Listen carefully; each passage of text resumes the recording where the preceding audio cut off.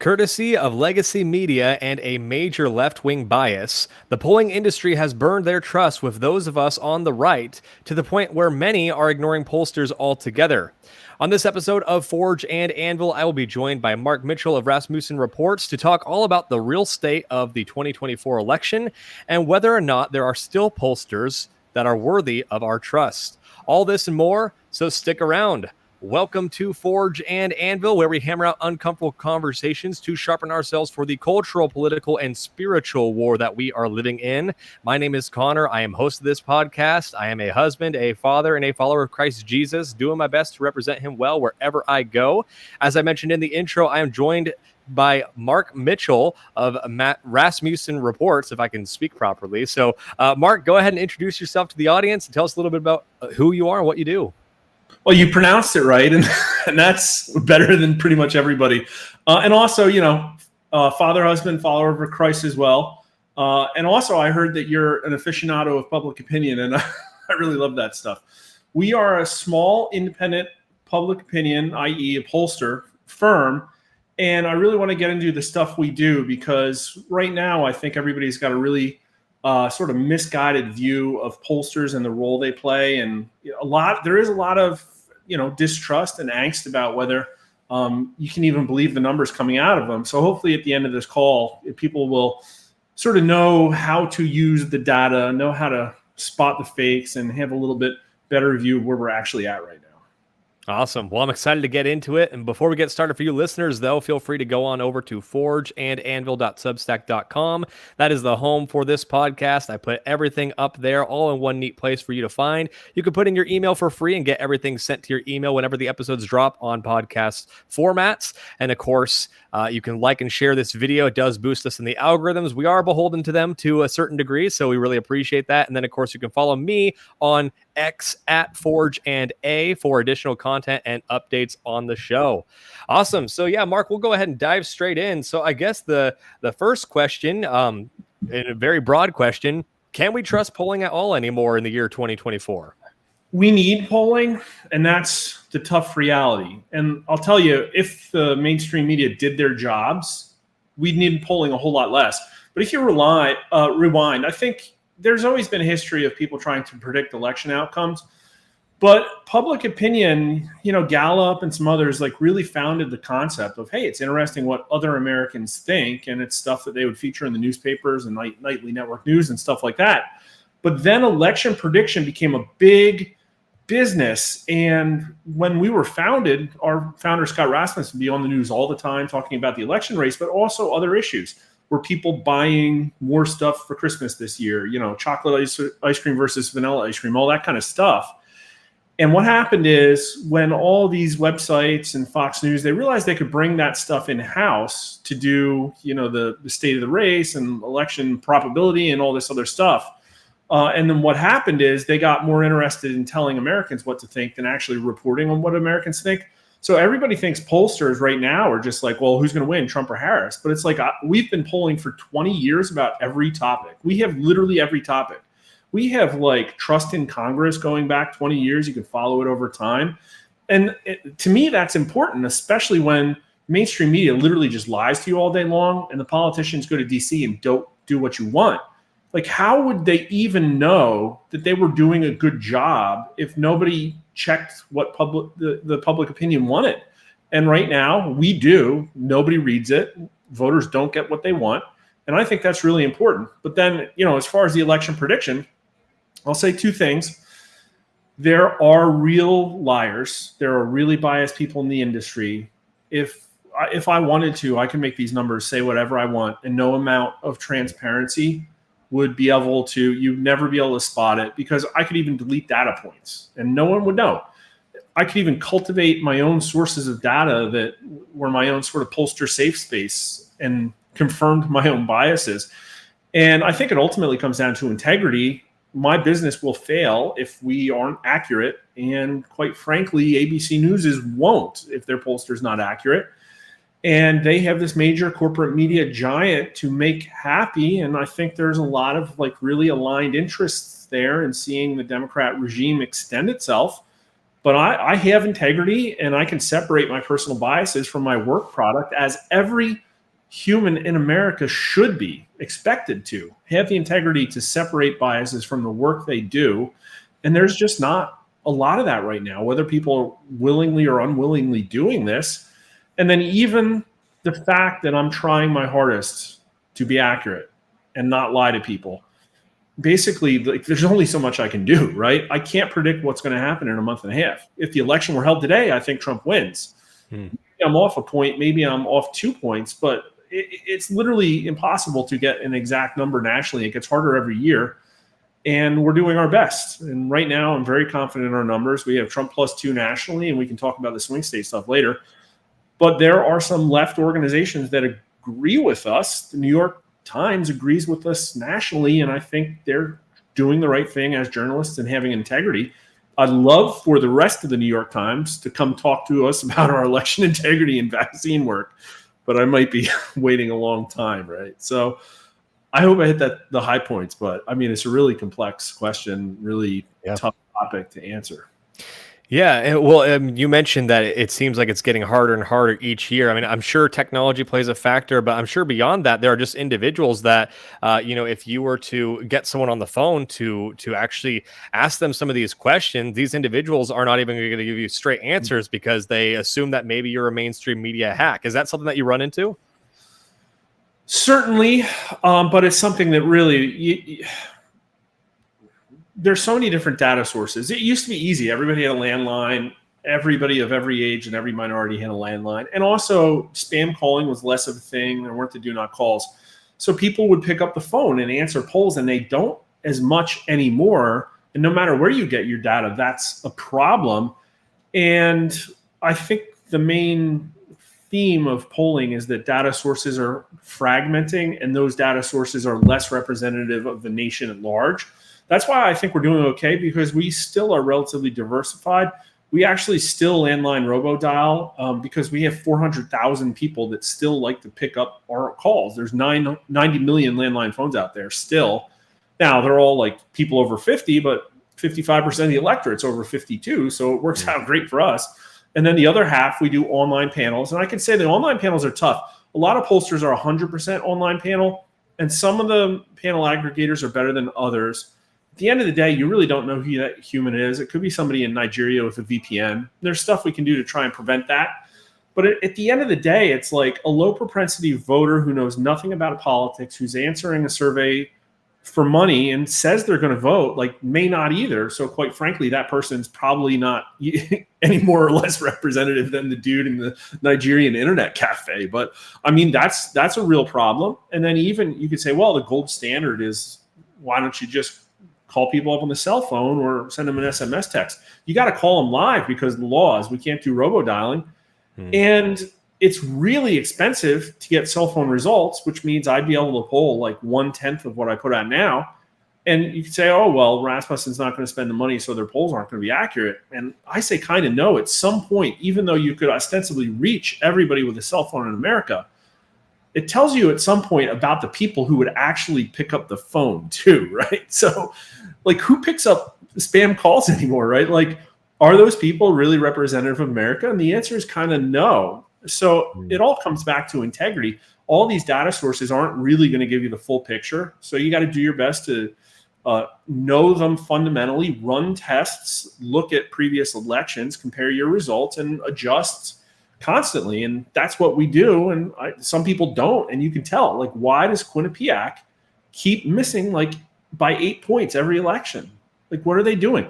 Well, everybody knows the Ipsos panel is like 5 or 6 points left, but they still do it. And everybody still quotes ABC polling showing Harris up 4 to 6 points. Like, we know those characters. They do it every single time, right? Like, pretty crazy. Yeah, and you mentioned earlier that you have much more incentive than some of these individuals, these individual polling places, to actually be honest in your work and show your work. So, I mean, are some of these people just propped up by ideological billionaires? What's kind of the main story as to why they're able to be so off all the time and yet never face any true consequences for their inaccuracies? I'm looking at the Real Clear Politics aggregate right now for national results, and I'm just going to read the names. NBC News, CBS News, Fox News, New York Times, Siena, which is college, public funding. George Washington University, public funding. Morning Consult, Data for Progress, that's probably the left-wing NGO money.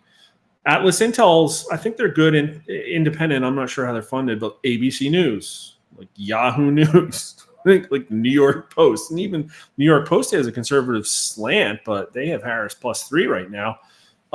And it's like, again, I'm not accusing all of these people of purposely lying and putting out suppression polls. I have absolutely seen purposeful suppression polling put out this cycle.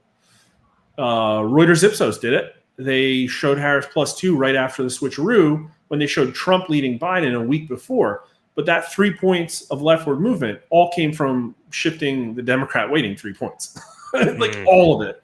So there is that stuff. But at the end of the day, it's like, well, at a university, all your friends, all your professors, all your bosses, they all think, look, act, talk one particular way. And so there's a very strong confirmation bias. And I'd have to imagine it's like kind of the same thing in the middle of ABC News or Yahoo News. And they might not even be conscious of it. At the end of the day, it's like, if I super hate Trump in my lizard brain and I'm a pollster and I get results back and they look good for Harris, I publish them. If they look good for Trump, I'm like, oh, I don't expect that. Let me take a look. And maybe they change something, maybe they don't, but there's an increased chance they'll change something. So that really only swings one way.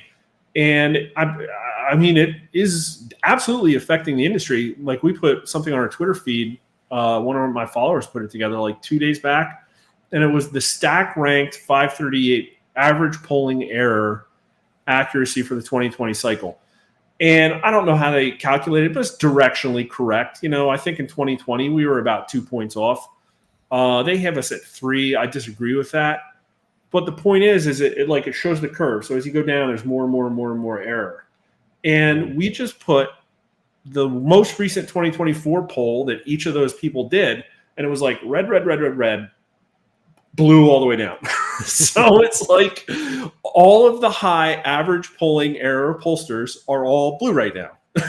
The ones who aren't are red. Like, it's like if the industry was being accurate, the average polling error would go both ways. It does not. It goes one way. Yeah. Yeah, and it seems like they're forming a real good old boys club within the polling market as well. If I remember right, I think I heard you say on one of your appearances that 538 recently banished you guys altogether. Is that what I understood? Yeah, I mean, like 538, they aren't pollsters. They don't poll. They're owned by ABC News, which is owned by Disney. It was founded by Nate Silver. I think he was trying to do the right thing. Like, I wonder if I could pull up this email.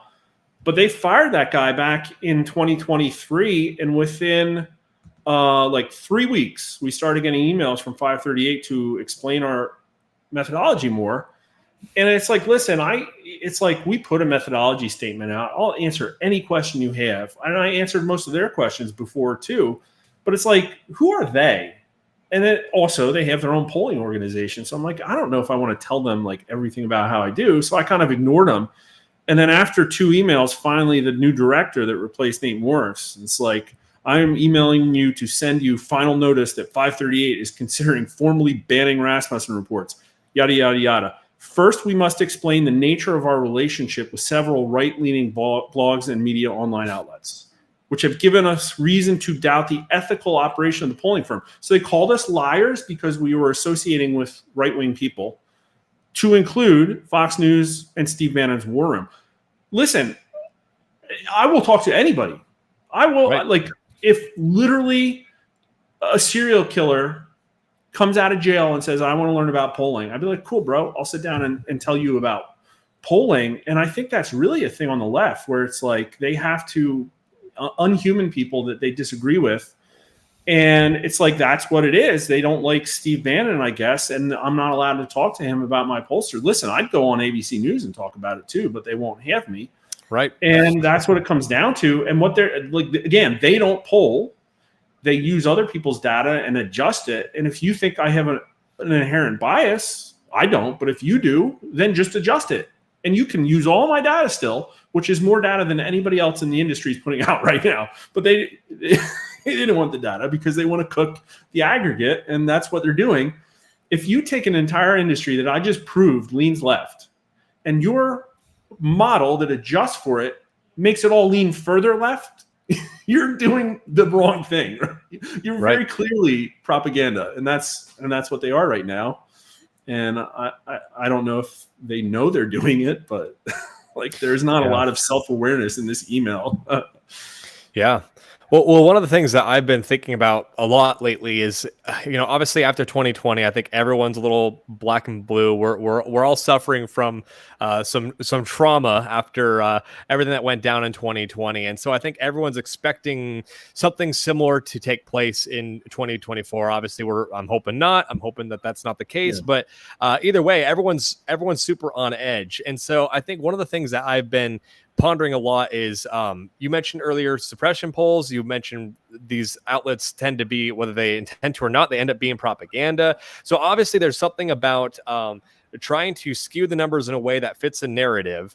So in my mind, it seems almost as if these individuals are just mostly trying to paint the narrative so that the margins can be close enough to where, if another shadowy cabal decides to fortify our elections to make sure that we have the most safe and secure elections ever come this November, or more likely December 31st, by the time we actually find out the results, I think these individuals are wanting to sort of lay the groundwork so that the narrative is, oh yeah, it was a tight race all along, and just so happens that we squeezed out just enough in all these key states to win the Electoral College, and suddenly we got the first woman president ever elected.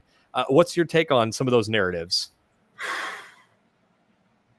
That's a big question. I'll start off by saying that 64% of American likely voters think that the U.S. intel agencies are influencing political news media. And 60% of voters think the media is the enemy of the people. And those numbers are higher than they've ever been. So clearly the media is losing credibility, and they know it.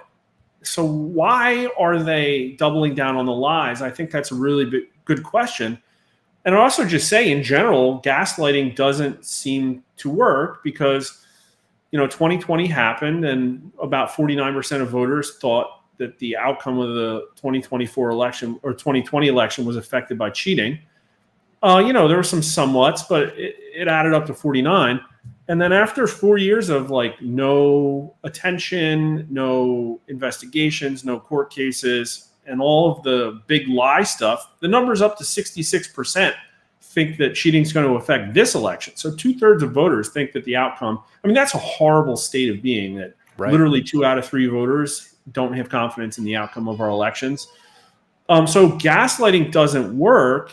And what, in my opinion, is peculiar and suspicious is how invested they are in continuing it.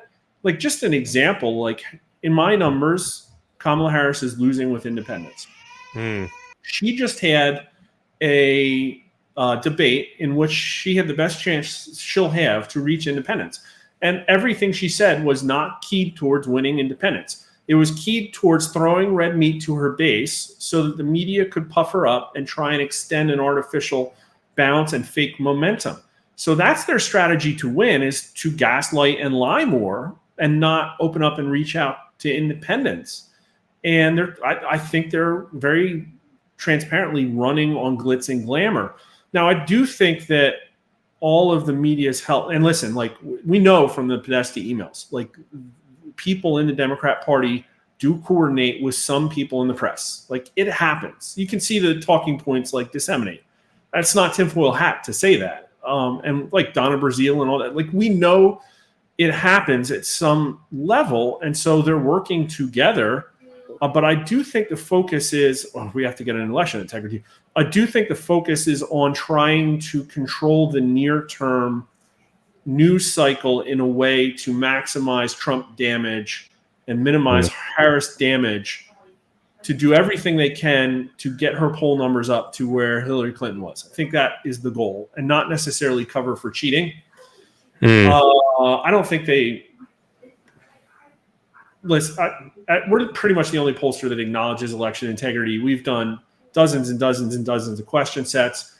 We think that there are real investigations and real findings that should concern people.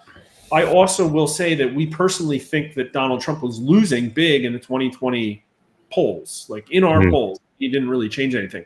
So there are some reasons for that, and we don't have to get into them, but he lost the national popular vote, in my opinion. But I also think that the swing states stole the election from him. I really do. Yeah. Because it was only like, 40, 60, however you count it, like very few votes. And like even Arizona alone, like we saw this stuff, right? So I think people should be suspicious, especially with how much attention is going to be on Pennsylvania, which had magical ballots appear out of nowhere with the mail stuff. Right. And the problem is that I think conservative voters have seen the Republican Party fail time and time and time again at meeting the Democrat machine with any form of symmetry. So it might be a nail biter in Pennsylvania, even though my polls right now, we didn't say. The polls we came out with today show a statistic. Well, it is a real tie, an exact tie, 48-48, Harrison Trump, Pennsylvania. Yeah, it's still a Democrat oversample. It had a very low number of new voters. So I think there's a ton of reasons why Trump's going to do better than that. So, and the internals are actually really good. And then we have Trump +3 in a two-way, +4 when you add leaners in Georgia. So I think the other swing states are going to look pretty favorable to Trump also. So at the end of the day, right, there's a plus or -3 margin of error on these. So it's a tie, right? It could be Trump does better. There's only so much polling is going to be able to tell you. But what I can tell you is that anybody behind any of these operations doesn't care that Trump would be up to, right? Right. Well within the stuff they do. Right. And I think that's what everyone's nervous about. They recognize that we have to win too big to rig, as everyone keeps repeating. So, I mean, I think that'd be something that I'm sure all of my listeners are just dying for me to get to, is to start asking you about some of these swing states. So let's maybe just go through them. You've already mentioned a little bit of PA and Pennsylvania and Georgia, but let's maybe just go through some of these. You could spend a minute or two on each one and just kind of give us kind of a summary of where you think the race currently stands. So let's start with Arizona. Obviously, Arizona was definitely one of those states, with Maricopa County being so large. People are really nervous. I'm nervous because Stephen Richer, of course, is still going to be running elections in Maricopa through November, even though he lost his primary, which is a good thing.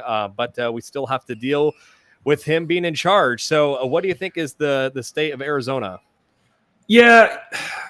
It might be a little premature. I'm literally halfway done processing Arizona right now.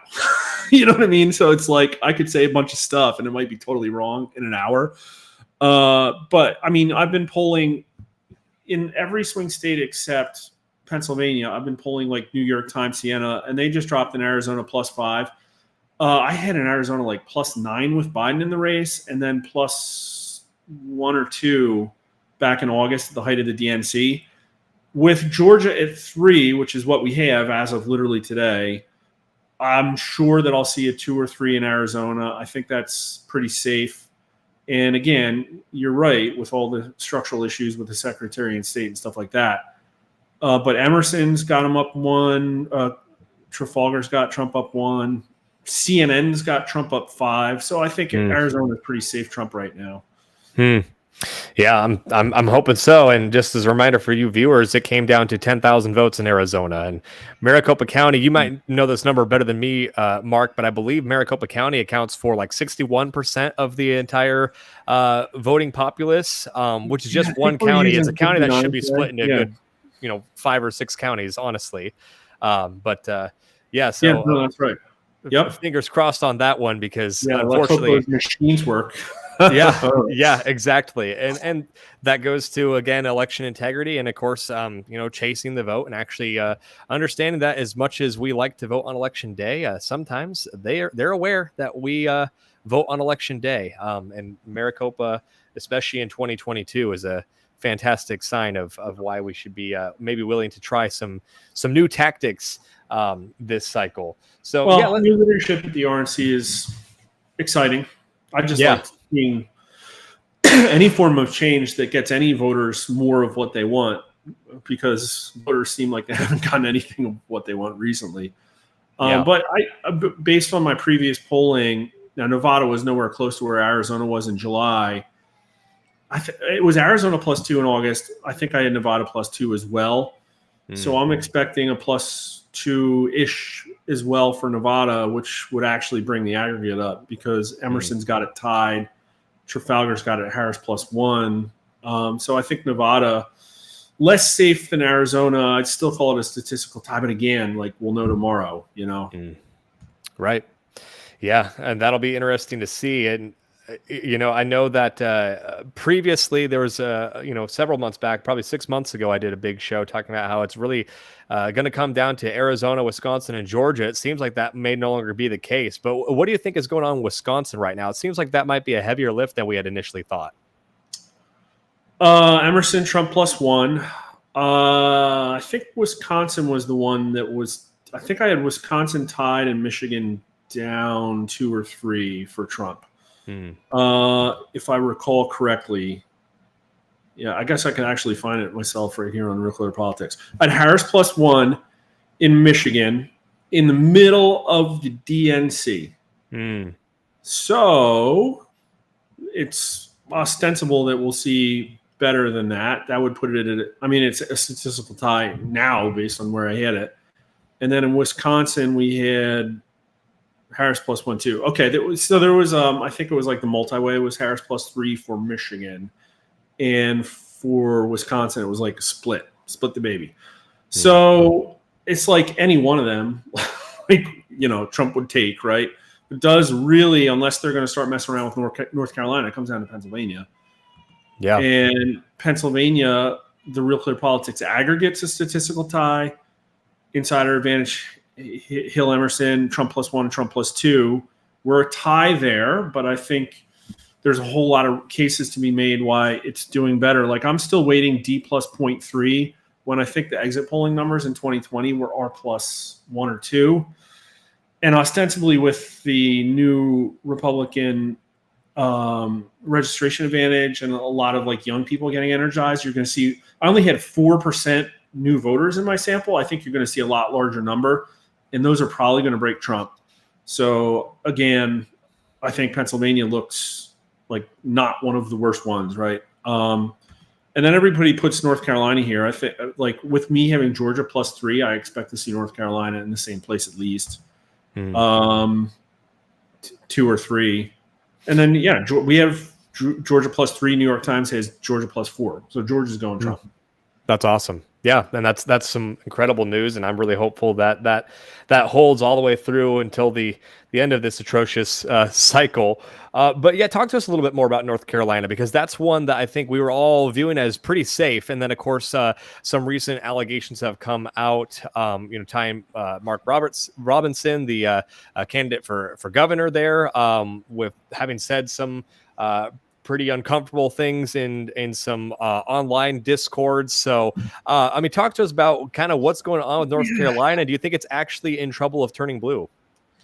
No, because I think I've seen nothing except for Trump numbers go up steadily for 10 years. Like, there's a convicted felon and somebody found liable of rape at the top of the ticket. And I will say that Republicans already don't have a very good view of the Republican Party in general. Right. And so, I just don't see it changing anything. I think people are smart enough to separate the local from the national. And already, a lot of Trump support's coming from Democrats and independents in a way that it's like those would probably be the weakest people. But, they might even already be voting for the Democrat, to be honest with you. Has anybody put anything out? When was the first day that came out? Let me see. I want to say it was over the weekend, if I'm not mistaken, but it's probably been longer than that now. Maybe Thursday or Friday, right? Yeah, I believe so. So New York Times Siena was sampling at least partially during that whole thing. Here's the other thing, though, too, is like, let's just compare Mark Robinson to RFK dropping out of the race and endorsing Trump. Compare and contrast. Like, what is more important? Right. That moved numbers, in my opinion, barely a half a point. And so, again, you tell me about Mark Robinson, and maybe like people really care in that state a lot. But tell me, like, the debate. What's more important, the debate or Mark Robinson for North Carolina voters?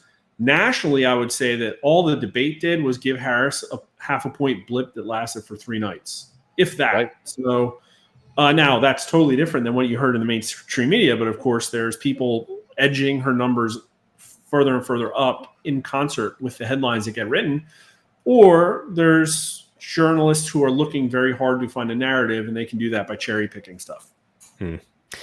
So what do you ultimately think? I mean, I know you're not necessarily in the prediction business, but if I can get you to wear that hat for a moment, as of right now, what do you ultimately think we're going to look like as far as the electoral count when all is said and done? It seems like you and I both are of the mindset that it's going to all come down to Pennsylvania, which is going to probably be a nail biter, a real knife fight. But if you were to throw us out an election map of what your prediction is as of today, what do you think it's going to ultimately end up looking like? I think Trump always overperforms the polls. He has really in every cycle. He did it even in 2020, and everybody would say, well, didn't you totally miss that call? And our final call was Biden +1. But that's like saying, okay, flip a coin 20 times, but only your last flip counts. All of our polling in September, October averaged out to about Biden +6. So that's what it said in the polls. And we got Biden +4. So we were 2 points to left. But then against the industry in general, like Trump did like 4, 5, 6, whatever it is, better than the entire industry aggregate. I don't have it in front of me. And so I can tell you for a fact that maybe the error, we don't know, is less than it was in 2020, but it's still there for sure, 100%. That's why you have a bunch of people clustered at like Trump tied to +2, and then a whole bunch of people clustered at Harris 4 through 6. So, and almost all those people are using things like the very limited Ipsos panel or their own proprietary panel, or stuff that's like I'm still able to reach like 1 million people to do my polls. And we haven't really changed our methodology. We think we've adjusted for that bias that we had in 2020. But that's our national bias. So I think our national numbers dialed in. Swing states are hard. We were 6 points to left in the swing states in 2020. And I mean, that's just the nature of us being independent and getting picked on by all the lefties. Is like, I took some of that slack out, but I can't take it all out, right? And what I can't do, like you said, I'm not in the prediction business. I'm supposed to report what Trump should do, not what Trump could do, right? And again, I'll be happy to make a prediction. I don't think the numbers are going to change much. I think Trump is going to win most of these battleground states. I think it'll probably be like Georgia and North Carolina, probably Pennsylvania, because I think it might move more towards him. And I think my numbers are too left. And then I think if that happens, he's also winning Arizona and pretty good chance of Nevada too. And then you don't even have to worry about Wisconsin and Michigan. You might pick up Wisconsin. That's what it looks like when Trump's winning the national popular vote by 2 points, which multiple people have come up with in a way that they never have in the last 10 years. So I also do still predict that we're going to be staring at the TV, biting our nails, looking at Pennsylvania returns. And I do predict they're going to be like, oh, well, we got these bags of mail-in ballots and they don't have dates on them, but we really super got to count these guys, and they're going to have tears in their eyes. And I think that's what's going to happen. Yeah, I tend to agree with you.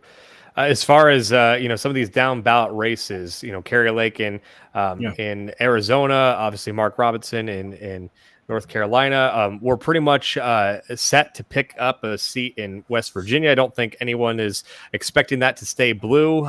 Very good chance of a pickup in Montana. I mean, so really the Republicans almost cannot screw up winning back the Senate. But, of course, Republicans like to snatch defeat from the jaws of victory. So what do you think is going to end up happening with the Senate and the House?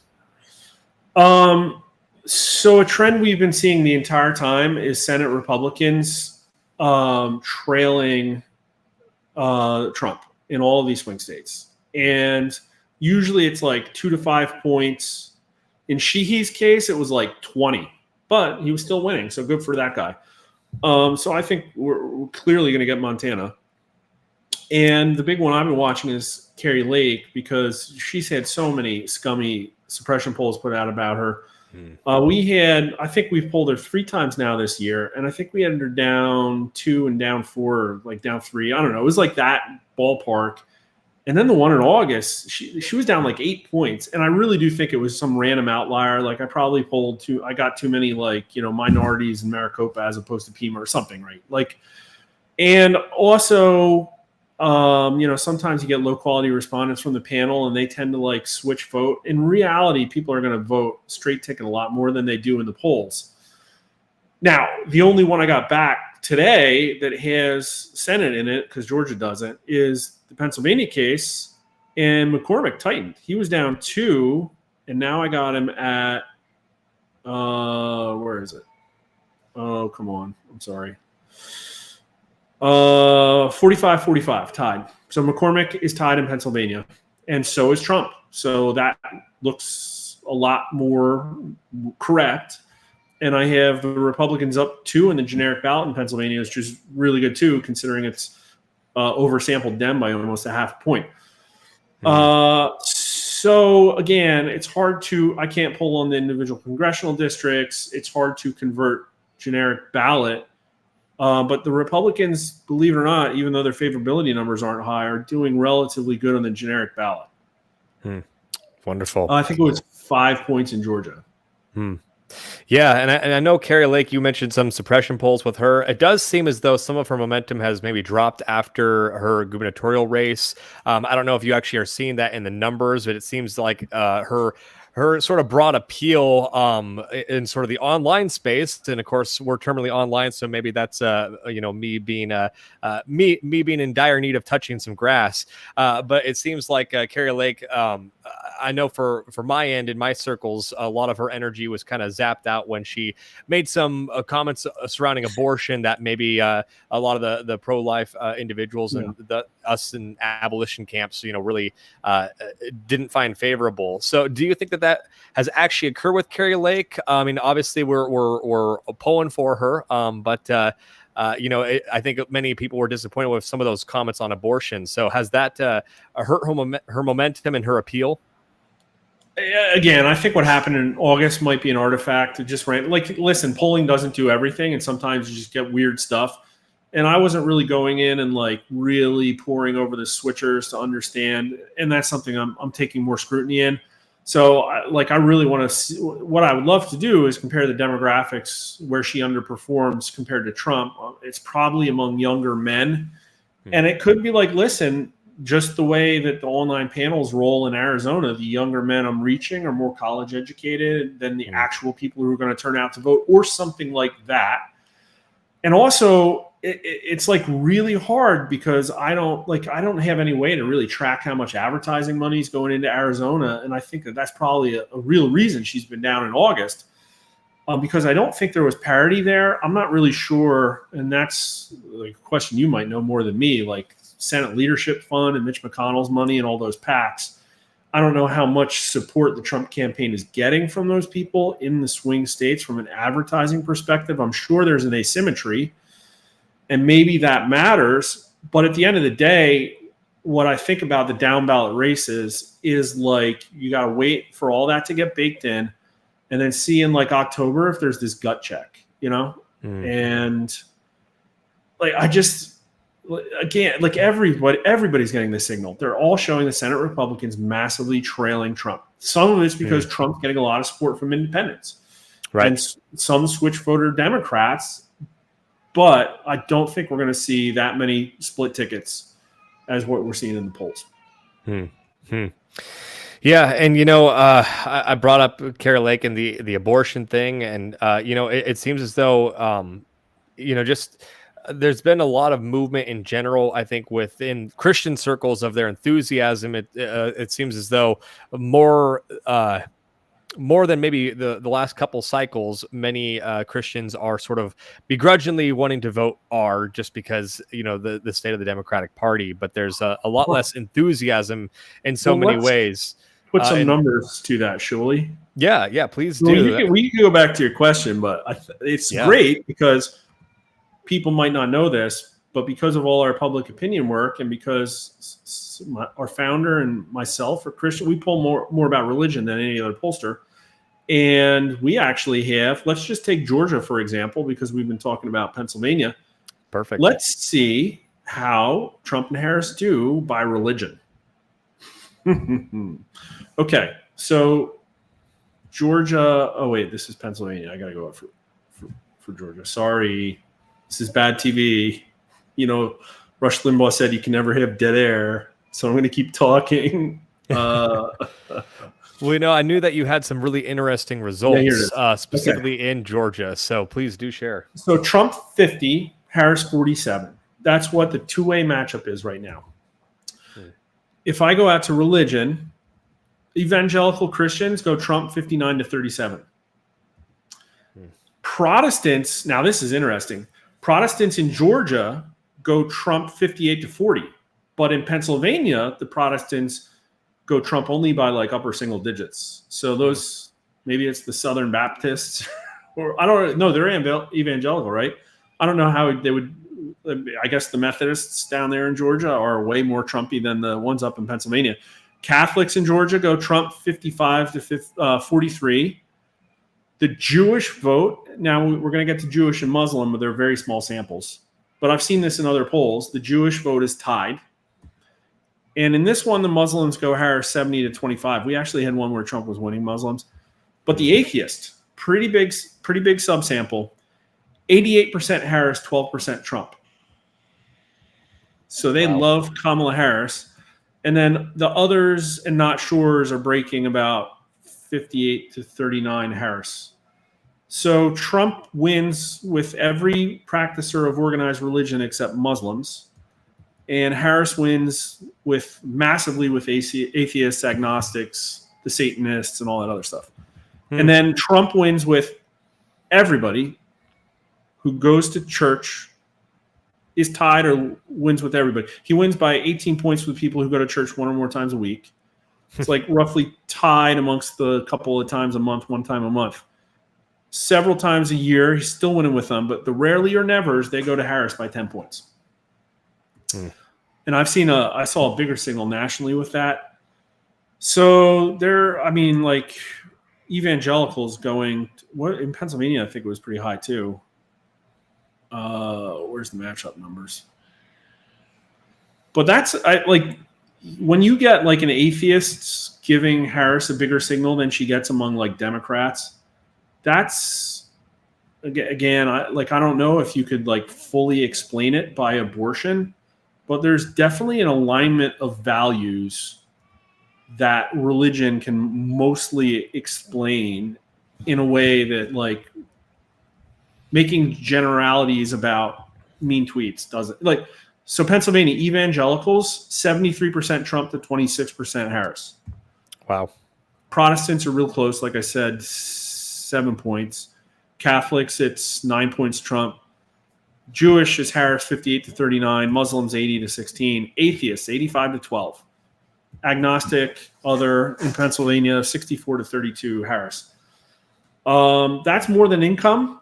That's more than education. That's more than age. That's pretty much more than everything except party ideology and Biden approval. Wow. That's crazy. You mentioned evangelicals, and then you also mentioned Protestants. So you have those as two separate categories. So how do you categorize that when it comes to your polling? I don't care. However the respondent does, Gotcha. And that's how like a lot of our stuff works. Some people just have no idea what a Republican is. I'm not going to use like voter registration file to like fact check them. You Right. know what I mean? Like, Yeah. and we could probably change it, but it's like I like seeing the Protestant split out. Especially, I was like raised as a Methodist, not too happy with what's going on in the Methodist Church right now. Right. And like, listen, we're right to, if we get a signal this big, this different between evangelicals and Protestants, there's a reason, and we should track it. It's really interesting. Yeah, it really does seem like ultimately, it really does kind of prove the point that we've made on this show many times before, that we are in a spiritual war, and of course it manifests itself in politics and culture. And it seems you've got the hard data to prove that very fact. So, yeah, well, I know that we're pretty much coming, to our time here, Mark. But is there any other major projects or anything else that you want to draw our attention to in closing? Yeah, well, we already put out 2 swing states. We're gonna have 8 more in the next 2 days. I'm gonna be working around the clock to get those out, and it's not the final ones, but these are really important. And again, I think there are very rich contents in the crosstabs. Like, listen, like you can talk about reading crosstabs if people don't know how to do it, but just some of the stuff in here, and this is all of our election stuff is open to the public. It's not behind a paywall. So you can come in. We have Harris-Trump favorability, but we also have Democrat Party and Republican Party favorability. Often a lot of people don't do that. Which candidate has a better character? Who's the biggest threat to democracy? Who's the biggest threat of dictatorship? Are you better off than you were 4 years ago? Check this out. Will today's children be better off than their parents? Only 21% of Pennsylvania voters say yes. Wow. Is America safer than 4 years ago? Check this out. Who is the biggest enemy America currently faces? Iran, China, Russia, the Democrat Party, the Republican Party, or domestic extremists? For the very first time in our polling, the Democrat Party takes the number 1 spot at 25%. Wow. The voters of Pennsylvania think the Democrat Party is America's biggest enemy. More than 2x domestic extremists, less than 2, it's 13. I mean, that's incredible. Like, China gets 20%, Russia only gets 11. Who do you trust more? I mean, so a lot of stuff here. 50% of Pennsylvania voters would prefer a candidate that deports everybody, as opposed to a candidate, 33%, who would give everybody amnesty. So it goes on and on. I have some gender stuff in here. It's really rich. People will be really interested looking through them. That's awesome. Well, real quick, I did want to see if you wanted to take a crack at this. I'm sure you, again, this is me putting you in the prediction business, but Craig D asked, will there be an October surprise? So What do you think, Mark? Yeah, I think there's the one that I think everybody should be afraid of, and then there's a black swan. So I will say, again, everybody's heard all of this swing back and forth and all this Kamala Harris momentum. Come and look at our daily tracking chart on our Twitter feed. Race really hasn't changed that much. Trump was beating Biden by 5 in our numbers. She entered the race. She closed it to a 2-point race in August and has pretty much been stuck there. We've had the debate, assassination attempts, the Kennedy endorsement. We've all kinds of stuff, and it barely moved the numbers. So if they believe our polling, and I think they do because I've heard it matches internal polling, they're desperate to change the news cycle in a major way that people, I think, should be suspicious of. We already got a massive rate cut, and it didn't seem to do anything. So they need to up the game, and maybe something totally probabilistic will happen, but it seems like ominous, like the 45 days for them to try and build this out. And then they have that one trump card that I think they could do that would probably give them a win, which is have Biden resign sometime starting like a week into October. That might do it. Wow. Crazy. Well, we'll see if those predictions end up coming true. I know that I've used up more of your time, but right, I'm giving you ifs and maybes. So I love it. And that's exactly the challenge I gave you. So I really appreciate it, Mark. Yeah, I know that you've got a whole lot of numbers to crunch, and you're going to be at it for a long, long time. So I really appreciate you coming on, Mark. But where can people go to keep up with you and everything that you have going on? Twitter, Rasmussen _poll. YouTube also. YouTube's been pretty actually great at letting us spread all over stuff. You can get it at Rumble too, but it's like always delayed a day or two. And then I'm on Twitter also at Mark_R_Mitchell. Happy to have everybody. Awesome. Well, thanks again, Mark, and thank you, listener. We appreciate you joining. Again, feel free to go to our Substack, forgeandanvil.substack.com. You can type in your email there for free, and you can get everything sent to your email whenever my episodes drop on podcast format. And then, of course, feel free to follow me at Twitter, or X, I should say now, at Forge and A for additional content. And, of course, share this far and wide. We really appreciate it, and we'll see you next time.